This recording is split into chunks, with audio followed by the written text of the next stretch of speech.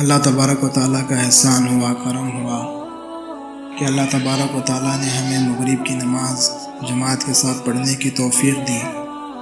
یہ محض اللہ ہی کا کرم ہے، ہمارا اس میں کوئی کمال نہیں، کیونکہ ہماری حیثیت کو، ہماری محتاجگی کو ہم بخوبی جانتے ہیں کہ ہم کتنے محتاج ہیں۔ ہم اس کی توفیق کے بنا لفظ اللہ تک نہیں کہہ سکتے۔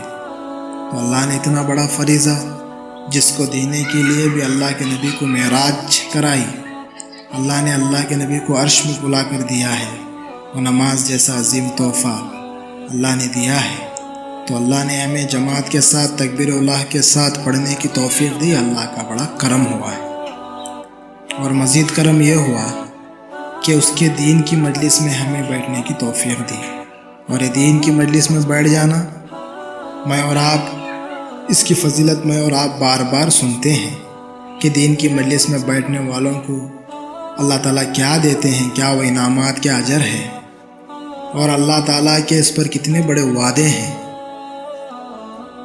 اور وہ پاک مخلوق جو گناہوں سے پاک ہے، معصوم ہیں، بے گناہ ہیں، یعنی فرشتے ہیں، اللہ تعالیٰ ان کو مجلس میں بیٹھنے والوں کے لیے دعا میں لگا دیتے ہیں۔ تو ہمارے لیے خوش قسمتی ہے کہ وہ پاک مخلوق ہمارے لیے دعا کرے، اور اللہ تعالیٰ ان کی دعاؤں کی لاج بھی رکھ لیتے ہیں۔ جب یہ مجلس ختم ہو جاتی ہے، ایک فرشتہ اعلان کر کے کہتا ہے، آئے مجلس میں بیٹھنے والوں، اللہ نے تمہاری مغفرت کر دی۔ کتنی بڑی بات ہے! صرف دین کی مجلس میں بیٹھنے پر اللہ تعالیٰ نے اتنے بڑے انعامات، اتنا بڑا اجر رکھا ہے۔ تو آپ اندازہ لگائیں، اگر دین کے خاطر ہمارا جان، ہمارا مال، ہماری محنتیں، ہم اس کے خاطر تھوڑی تکلیفیں، تھوڑی مشقتیں اٹھا لیں، تو اللہ تعالیٰ ہمیں کیا دینے والا ہے، ہمارے تصور سے باہر۔ تو اللہ تعالیٰ سے دعا ہے کہ اللہ تعالیٰ مجھے اور آپ کو اس کے دین کی مجلس میں محتاج بن کر بار بار یقین کے ساتھ، سچے یقین کے ساتھ بیٹھنے کی توفیق عطا فرمائے، آمین۔ تو میرے محترم بھائیوں، بزرگوں، دوستوں، اللہ کے نبی کا فرمان ہے کہ اللہ کے نبی نے فرمایا، جب تم دنیا میں کوئی برائی دیکھو تو تم طاقت رکھتے ہو تو تم ہاتھ سے روکو۔ جیسے بادشاہ حکومت کو طاقت ہوتی ہے کہ وہ جھگڑا کر کے روک سکتا ہے، مار کر روک سکتا ہے، وقتی بادشاہ ہے، اسی طرح اللہ نے باپ کو اختیار دیا ہے کہ وہ بیٹے کی غلطیوں کو ڈرا کر، مار کر ہاتھ سے روک سکتا ہے۔ تو اللہ کے نبی فرما رہے ہیں، جب تم دنیا میں کوئی برائی دیکھو تو تم طاقت رکھتے ہو تو تم ہاتھ سے روکو۔ اگر تمہیں طاقت نہیں ہے ہاتھ سے روکنے کی تو زبان سے کہہ سکتے ہو، تو زبان سے کہو کہ بھائی یہ برا کام ہے، اس سے اللہ ناراض ہوتا ہے، اللہ کے رسول ناراض ہوتے ہیں، معاشرہ خراب ہوتا ہے، بے حیائی کا کام ہے، زبان سے کہو۔ اور اگر تمہیں زبان سے بھی کہنے کی طاقت نہیں تو کم سے کم اپنے دل میں برا جانو، کم سے کم اپنے دل میں برا جانو، یہ غلط کر رہا ہے، اس نے نماز نہیں پڑھی، یہ غلط کر رہا ہے، یہ زنا میں جا رہا ہے، یہ غلط کر رہا ہے، یہ کسی کو مار رہا ہے، یہ غلط کر رہا ہے، یہ نشیلی چیز پی رہا ہے، غلط کر رہا ہے۔ اپنے دل میں برا جاننا، اپنے دل میں برا جاننا۔ اور نبی علیہ السلام فرماتے ہیں، یہ دل میں برا جاننا یہ سب سے کمزور ایمان ہے، کمزور ایمان۔ اور اگر ہم نے دل میں برا بھی نہیں جانا، اس کی غلطی کو، اس کی برائی کو، تو اس کا مطلب یہ ہے کہ ہم اس کے گناہ پر راضی ہیں۔ تو فرمایا، رضا علی المعاصی، گناہوں پر راضی ہونا یہ بھی گناہ ہے، یہ بھی گناہ ہے۔ ایک انسان نماز نہیں پڑھتا، میرا بھائی فجر نہیں پڑھ رہا اور میں اس کو برا بھی نہیں جان رہا، میرا بھائی غیبت میں مبتلا ہے اور میں اس کو برا بھی نہیں جان رہا، میرا بھائی کسی کو مار رہا ہے، برائی میں مبتلا ہے اور میں اس کو برا بھی نہیں جان رہا، ایک تو وہ گناہ کر رہا ہے اور میں اس کو برا بھی نہیں سمجھتا، تو اس کا مطلب یہ ہے کہ میں خود اس کے اندر انوالو ہوں، داخل ہوں، تبھی تو میں اس کو برا نہیں سمجھ رہا۔ تو جتنا اسے کرنے پر گناہ ہوگا اتنا ہی مجھے بھی ہوگا، کیونکہ میں اس کے گناہ پر خوش ہو رہا ہوں۔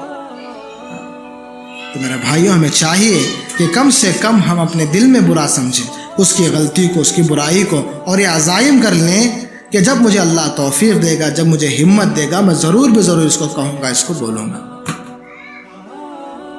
اور قرآن کریم میں انہی اعمال پر اللہ نے ہماری کامیابی بیان فرمائی ہے۔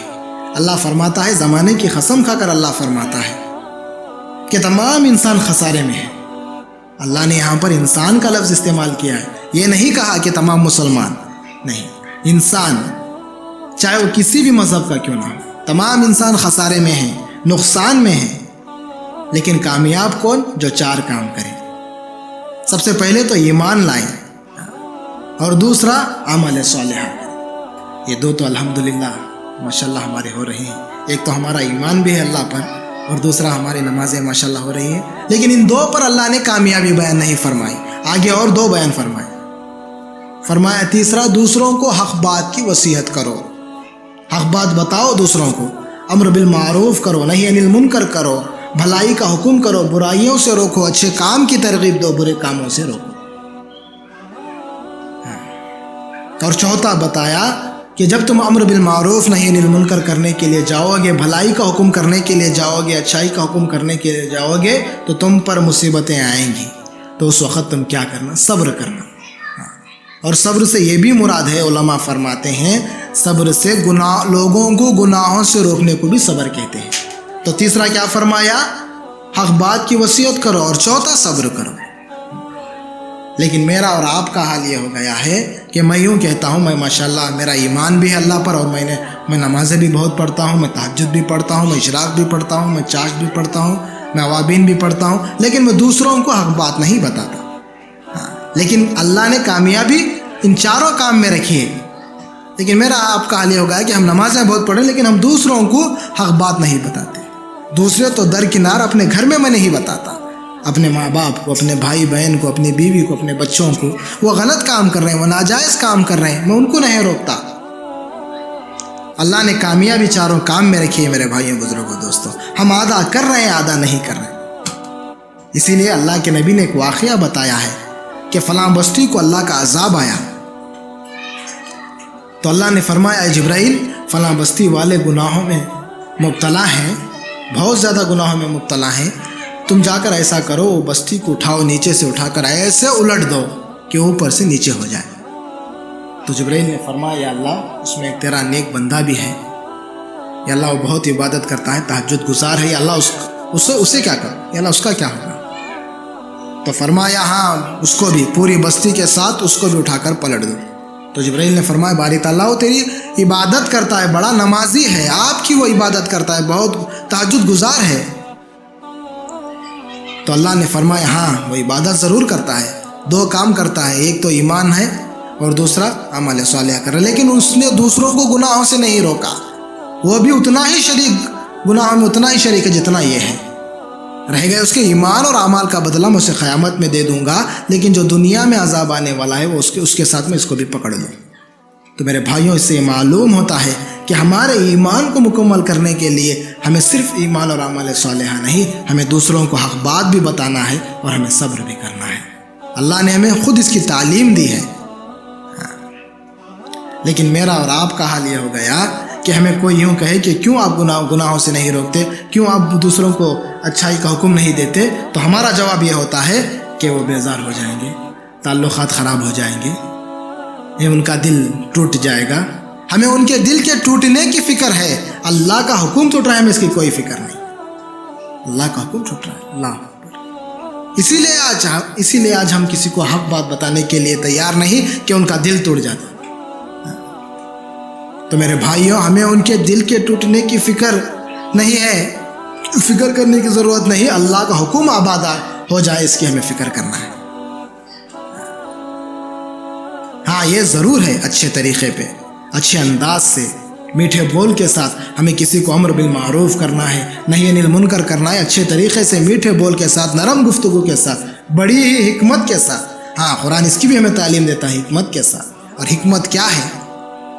حکمت کیا ہے؟ اللہ کے نبی، ایک 2 واقعات سے میں آپ کو بتا دوں۔ اللہ کے نبی کے پاس ایک صاحب آئے بیعت ہونے کے لیے، وہ صاحب آ کر یوں کہیں کہ میں بیعت تو ہوں گا کہ میں زنا نہیں چھوڑوں گا۔ آپ بتائیں، اگر ہم کسی اللہ والے کے پاس، ہمارے اللہ والے کے پاس چلے جائیں بیعت ہونے کے لیے، اور ہمیں یوں کہیں کہ حضرت ہم زنا نہیں چھوڑیں گے، تو مارے گا کہ نہیں؟ چل بیعت ہونے کے لیے آئے ہیں اور کہہ رہا ہے زنا نہیں چھوڑوں گا، تو صحابہ کو بھی غصہ آ گیا۔ تو صحابہ نے فرمایا رسول اللہ کیا کہہ رہا ہے؟ تو اللہ کے نبی نے فرمایا ٹھہرو تو اللہ کے نبی نے ان سے بات کی کہ آپ جو زنا کی بات کر رہے ہیں، سوچو تمہاری بھی تو کوئی بہن ہے، تمہاری بھی تو بیٹی ہے۔ اللہ کے نبی نام لیتے چلے گئے، تو وہ صاحب ہر بات، ہر سوال پر نہ کہتے گئے، آخر میں وہ بول پڑے کہ یا رسول اللہ میں زنا سے پناہ مانگتا ہوں۔ تو یہ ہے حکمت، یہ ہے حکمت۔ اللہ کے نبی کے پاس ایک خاتون آئی بیعت ہونے کے لیے، اور اس نے یہ شرط رکھ دی کہ میں نوحہ کرنے جاؤں گی۔ اور نوحہ کا مطلب علماء فرماتے ہیں کسی کے گھر جا کر رونا، چیخیں مار کر اڑانا، چہرے پر مارنا، اس کو نوحہ کہا جاتا تھا، اور یہ عرب کا دستور تھا، اور اللہ کے نبی نے اس کو حرام قرار دیا ہے۔ لیکن وہ عورت یہ شرط رکھ دی کہ میں بیعت ہوں گی تو میں نوحہ کرنے جاؤں گی، تو اللہ کے نبی نے اسے اجازت دے دی۔ تو صحابہ نے فرمایا یا رسول اللہ جس کام کو آپ نے حرام قرار دیا اس کی اجازت دے دی؟ تو اللہ کے نبی نے فرمایا ہاں، اگر میں اجازت نہیں دیتا تو وہ ایمان نہیں قبول کرتی۔ وہ چھوٹا گناہ ہے، ایمان نہیں قبول کرنا یہ بڑا گناہ ہے، جس کا سبب یہ ہوتا کہ وہ ہمیشہ جہنم کی مستحق ہوتی۔ میں جہنم سے بچانا چاہتا تھا، اس لیے اجازت دیتی۔ یہ ہے حکمت۔ تو میرے بھائیوں، ہمیں چاہیے کہ ہمیں بڑی حکمت کے ساتھ، بڑے ہی پیار سے کسی کو دعوت دینا ہے۔ ایسا نہیں کہ آستین چڑھا کر ہمیں کسی کو دعوت دے دیں، پیشانی پر بل لا کر، غصے ہو کر، ایسا نہیں۔ موسیٰ علیہ السلام جب فرعون کو دعوت دینے کے لیے گئے تو اللہ کا حکم ہوا کہ اے موسیٰ فرعون سے نرم بات کرنا۔ تو موسیٰ علیہ السلام نے فرمایا یا اللہ، خدائیت کا دعوے دار ہے، اللہ ہونے کا وہ دعویٰ کر رہا ہے، تو اسے کہہ رہا ہے نرم بات سے بات کرنا؟ ہاں، تو اللہ نے فرمایا ہاں نرم بات سے بات کرنا موسیٰ، ایسا نہیں کہ آنکھیں دکھائے، ایسا نہیں غصہ ہو کر بات کریں، کیونکہ تو نے اس کا گھر کا نمک کھایا ہے۔ اگر تو آنکھیں دکھا کر غصہ ہو کر بات کرے گا تو موسیٰ یہ نمک حرامی ہوگی۔ موسیٰ علیہ السلام کہاں بڑے ہوئے؟ فرعون کے گھر میں تو بڑے ہوئے۔ تو موسیٰ علیہ السلام کو اللہ نے فرما رہا ہے کہ نرم بات سے بات کرنا۔ ہاں، یہ نمک حرامی ہو جائے گی موسیٰ اگر تو آنکھیں دکھا کر، اگر تو غصہ ہو کر بات کرے گا۔ تو ہمارے علماء فرماتے ہیں موسیٰ علیہ السلام سے بڑھ کر داعی کون ہے، مبلغ کون ہے؟ وہ پیغمبر ہیں، وہ رسول ہیں، ہم ان سے بڑھ کر تو داعی نہیں۔ اور ہم جسے دعوت دینے کے لیے جا رہے ہیں وہ فرعون بھی تو نہیں ہے، وہ تو فرعون تھا، انا ربکم الاعلی کا نعرہ لگانے والا تھا۔ اس کے باوجود اللہ کا حکم ہوا کہ اس سے نرم بات کرنا، تو ہمیں تو بطور اولا ہماری دعوت میں، ہمارے اس میں تو ہمیں تو اور بھی نرم بات کرنے کی ضرورت ہے۔ تو میرے بھائیوں، ہمیں چاہیے کہ ہم نرم بات کریں، کسی کو ہم دعوت دینے کے لیے، اچھے کام کے لیے، اچھے کاموں کی ترغیب دینے کے لیے ہمیں میٹھے بول کے ساتھ دعوت دینا ہے۔ سارے نبیوں، آج ماشاءاللہ یہ آج ہمارے گشت کا دن ہے، سارے نبیوں نے اس کام کو کیا ہے۔ اللہ کا احسان ہے کہ اللہ نے اس کام کو ہمیں چنا ہے۔ یہ سارے نبیوں کی سنت ہے۔ اگر اس سے حسین کام ہوتا، اس سے اچھا کام ہوتا تو اللہ تعالیٰ ضرور اپنے معصوم بندوں کو دیتا۔ معصوم بندے کون ہیں؟ وہ انبیاء ہیں۔ سارے نبیوں نے اس کام کو کیا ہے۔ آج ہمارے گشت کا دن ہے، اس سے یہی چاہا جا رہا ہے کہ ہم اللہ کے بچھڑے ہوئے بندوں کو اللہ کی طرف بلائیں، اللہ کی طرف بلائیں، نرم گفتگو کے ساتھ۔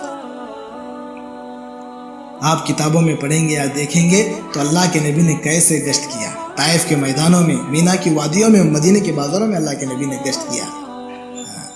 ایسا نہیں کہ ہماری طرح ایک بار جا کر، دو بار جا کر ایک ساتھی سے مل کر آ گئے، ایسا نہیں۔ ایک ساتھی کے پاس اللہ کے نبی کا یہ معمول تھا کہ یا 70 یا 80 بار ایک ساتھی کے پاس گئی، یا اس سے بھی زیادہ۔ یہ ہماری طرح نہیں کہ ایک بار جا کر آ کر بیٹھ گئے، ایسا نہیں۔ ایک ساتھی کے پاس اللہ کے نبی 70 سے 80 مرتبہ گئے ہیں۔ تو ہمیں چاہیے کہ ہمیں بھی اللہ کے اس کام کو بڑے ہی حکمت سے، بڑے ہی پیار سے کرنا ہے۔ اس سے یہی چاہا جا رہا ہے۔ یہ گشت والا عمل آج ہمارا ہے، تو یہ سارے نبیوں کی سنت ہے۔ یہ اللہ کا احسان ہے کہ اللہ نے ہمیں اس کام کے لیے چنا۔ تو سب ساتھی کر لیں گے بھی انشاءاللہ۔